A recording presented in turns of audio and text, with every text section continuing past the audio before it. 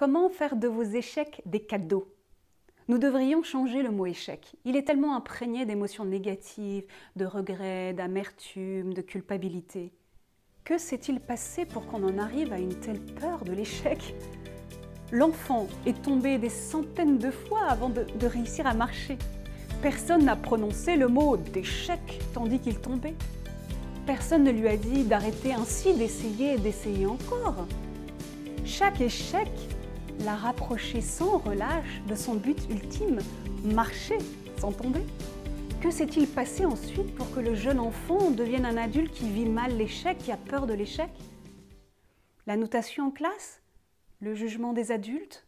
Beaucoup de mes coachés ont pour croyance que leur valeur repose sur la réussite de leurs actions. Je suis ce que j'ai fait. Alors, quand ils traversent l'échec, c'est-à-dire quand ils n'ont pas atteint l'objectif qu'ils s'étaient fixé, l'objectif parfois hors de leur contrôle, alors ils s'effondrent. Je suis nul, je ne vaux rien. Pourquoi? Parce que tu as perdu ton match de tennis? Parce que ton chef t'a recadré? Parce que le client a rompu son contrat? Nous pouvons choisir de regarder nos échecs comme des notations de notre valeur. 8 sur 20 peut mieux faire.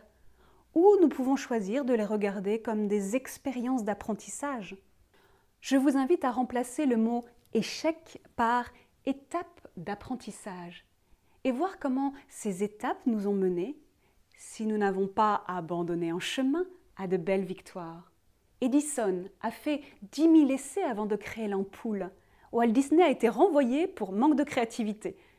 Abraham Lincoln a été battu 8 fois dans les élections et a vécu 2 faillites financières. Le monde de l'entreprise lui-même tente de secouer cette peur paralysante de l'échec. La devise de Blablacar, échoue, apprends et réussis. Un des slogans de Pernod Ricard, nous reconnaissons la prise de risque et le droit à l'erreur. À chaque fois que vous vivez l'échec, posez-vous la question, qu'ai-je appris? Que referai-je de manière semblable et surtout que referai-je autrement? Ok, l'échec était douloureux. Mais ce n'est pas une raison pour perdre votre vision, votre passion. Heureusement que vous n'avez pas dit à 14 mois « Ah non, trop d'échecs, je suis tombée trop de fois, je me rends. J'ai décidé que la station debout, ça n'était pas pour moi. » Bien sûr, votre mental voudra vous convaincre d'abandonner vos projets risqués, de ne pas recommencer après un échec. Vos amis aussi certainement, ils craignent de vous voir souffrir à nouveau. Ne laissez pas la peur et les peureux décider pour vous. Accrochez-vous à votre vision. Vous avez échoué? Qu'avez-vous découvert? Qu'avez-vous appris?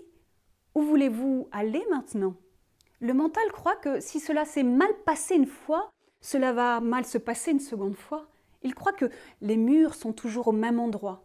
Si nous ne capitalisons pas sur l'échec, si nous n'apprenons pas de l'échec, oui, il y a des chances que nous reproduisions encore et encore les mêmes erreurs qui nous conduiront dans les mêmes ornières. Bien sûr, il y a des personnes qui ont monté plusieurs fois leur entreprise et qui ont échoué encore et encore.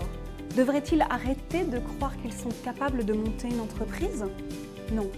Ils devraient apprendre de leur échec afin de ne pas reproduire, encore une fois, les certitudes et actions inadaptées qui les ont menés à l'échec.